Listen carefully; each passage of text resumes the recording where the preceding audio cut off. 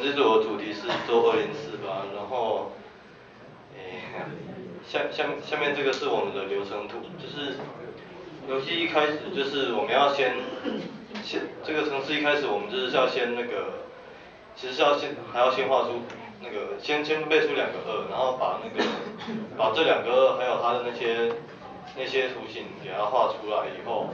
就是然后用那个方向键去遥控它那个移动，然后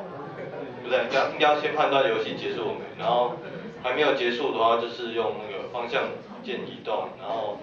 在那个在边边再产生出一个2或者4，然后再是输出图形，然后再判断有没有结束，然后对，然后这个是我们的结果，这是已经输了的画面。然后程式码主要因为那个，好，程式码。就我现在直接开这个程式码跟就是大家讲一下大概每个功能是怎么做的。就像我们有用几个 function， 我就说不起来。几个 function 就是第一个是 output 就是比较简单，就是你这个 function 主要是给我们接下来另外一个 function 用的叫 grep 的 function， 它是 grep 这个 function 是你丢一个2阶的 array 进去啊，它这个丢的方法是我在网络找的，因为我用课本的方法没办法把 array paste 过去，所以我就去网络找了一个我自己也看不懂的方法，然后它 grep 里面就是你丢进去之后它会画出来，然后就是主要是画格子啊，然后就是用那个 A 这个 array， 然后每隔一个就加，然后会用到，我找不到，会用到 output， output 就是那个框框里面像刚刚这个 PPT 里面的截图，就是里面的数字啊，82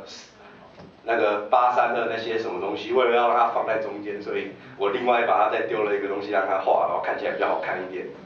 好，所以这2个方式大概是这样，就是把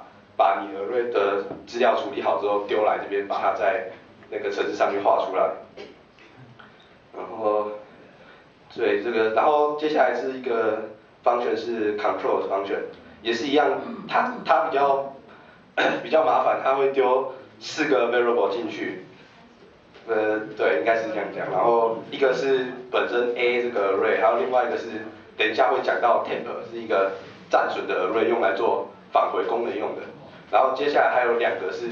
那个返回功能，只要直接丢的话会出现一些小 bug， 所以要把它丢进去处理。等一下也会讲那个 bug。好，没关系，我继续讲一讲。就这个。它因为我要让它直接用上下左右跟 backspace 就可以做操作，所以我就也是一样，就是用 get， 然后 ch 等于8，那个是我网络找来的，8是返回，然后接下来下面它就会做把 a array 等于 temp array， 就是用 for 回圈把它做，所以就是 temp array 是我暂存的前一个 array， 然后大概就是这样。然后接下来我每一个上下左右总共会有3个回圈，3个 for 回圈。就是假如从按上来讲好了，我找一下，